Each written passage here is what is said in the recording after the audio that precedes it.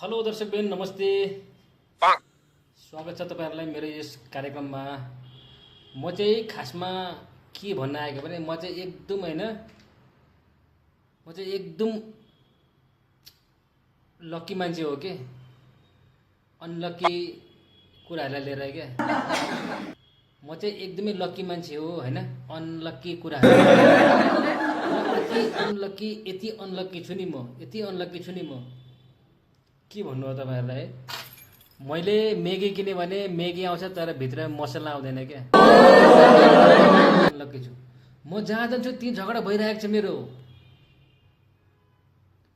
एक दिन म फ्लाइटमा चढे, अरु सबै फ्लाइटमा चढेर मस्ती छन्, फ्लाइटमा चढ्यो भनेर एयर होस्टेससँग मेरो झगडा परिरहेको छ क्या।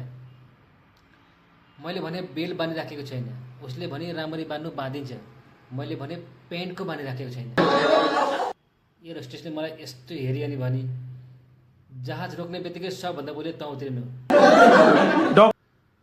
मैले पनि उसलाई जाँदा जाँदै भनिदिए, तिमीहरू नि हामीलाई कम बेबेकुम पढिरहेका छैनौ, तल जहाज स्पिड कुदाएर माथि लगेर स्लो गरिदिन्छौ, त्यति कुरा बुझ्दैनौ हामी कि हामी मूर्ख हौ।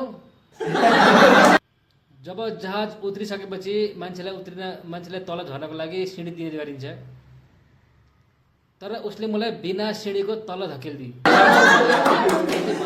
भन्दै चाहिँ यसलाई नबसाउनु बसमा, कुच्याइदेऊ यसलाई बरु। म यति अनलकी, मलाई मान्छेले बुझिरहेको छैन क्या, मलाई मान्छेले बुझ्न सकिरहेकै छैन। त्यो अङ्कलले अटोमा सामान बेचिरहेको थियो, पछाडि लेखेको थियो हर सामान 5 रुपियाँ भनेर हैन। जब मैले त्यो अङ्कलसँग अटो खरिद गर्न खोजेँ, अब मलाई भन्दैछ, नहीं साहब ये तो अच्छा नहीं साहब।